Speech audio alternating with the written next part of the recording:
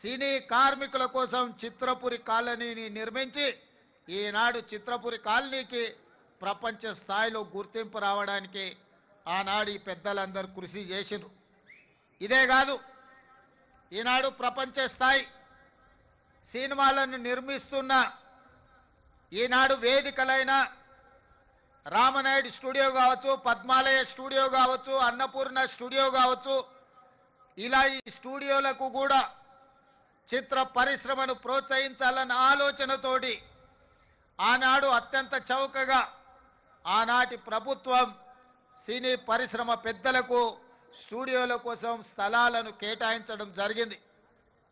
ఆ విధంగా ప్రారంభమైన తెలుగు చిత్ర పరిశ్రమ ప్రోత్సహించాలన్న ఆలోచనతోటి 1964లో ఆనాటి ప్రభుత్వం, కాంగ్రెస్ ప్రభుత్వం కార్మికులను గుర్తించాలి, సినీ పరిశ్రమలో ఉండే పెద్దల్ని గుర్తించాలి అని 1964లో నంది అవార్డు ప్రదానోత్సవ కార్యక్రమాన్ని ఏర్పాటు చేసి నేటికి 60 సంవత్సరాలు పూర్తి చేసుకున్నాం.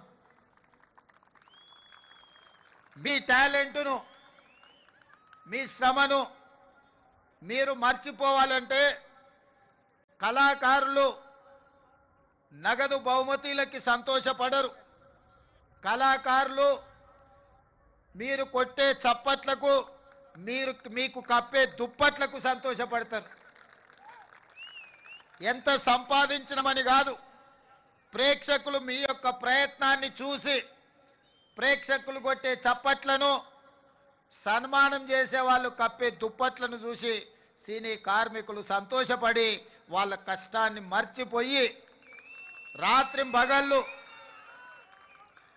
హీరోలు కానీ, పెద్ద డైరెక్టర్లు కానీ, ప్రముఖ నటులు షూటింగ్ స్థలానికి నిదానంగా వచ్చినా, ఒకవేళ ఉదయం 9 గంటలకు వాళ్ళకి షూటింగ్ ఉంటే 5 గంటలకే ఇంట్లో లేచి కన్న పిల్లల్ని కూడా వదిలేసి షూటింగ్ లొకేషన్కి బయలుదేరే కార్మికులు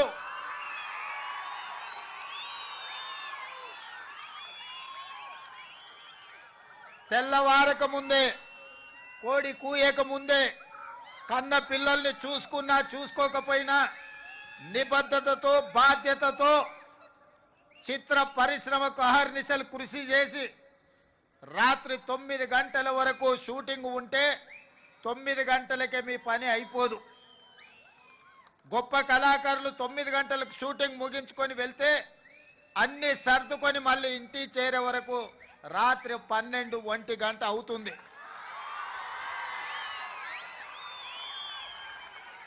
నాకు తెలిసి కొంతమంది తల్లిదండ్రులు వాళ్ళ పిల్లలు బాల్య వ్యవస్థలో ఉన్నప్పుడు తండ్రులను ఒకసారి గుర్తుపట్టని పరిస్థితులు, వాళ్ళు మేల్కొన్నప్పుడు మీరు పనిలో ఉంటారు, వాళ్ళు నిద్రపోతున్నప్పుడు మీరు ఇంటికి వస్తుంటారు.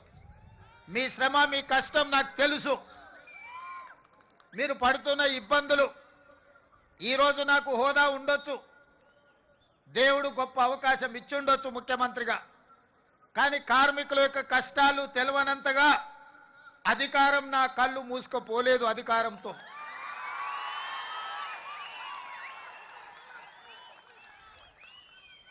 కార్మికులు, కవులు, కళాకారులను సన్మానించే నంది అవార్డు కార్యక్రమం తెలంగాణ రాష్ట్రం వచ్చిన తర్వాత కాలగర్భంలో కలిసిపోయింది 10 సంవత్సరాలు.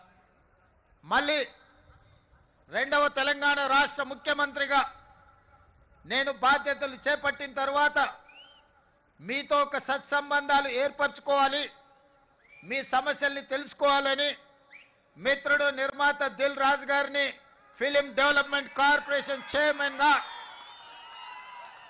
తను కూడా గ్రామీణ ప్రాంతం నుంచి కష్టపడి పైకి వచ్చినవాడు, కార్మికుల కష్టాలు తెలుసుకొని రాష్ట్ర ప్రభుత్వానికి వారధిగా ప్రయత్నం చేస్తాడు, వారధిగా ఉంటాడు అని వారిని నియమించడం జరిగింది.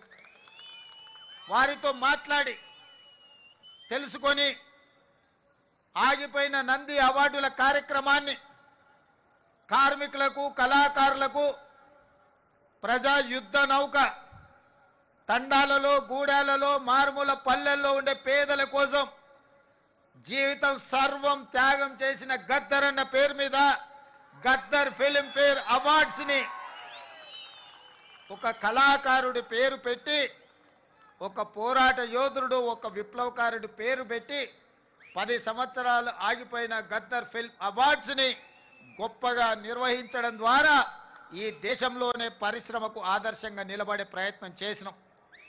మిత్రులారా, ఆనాడు మీ శ్రమతో నంది అవార్డులు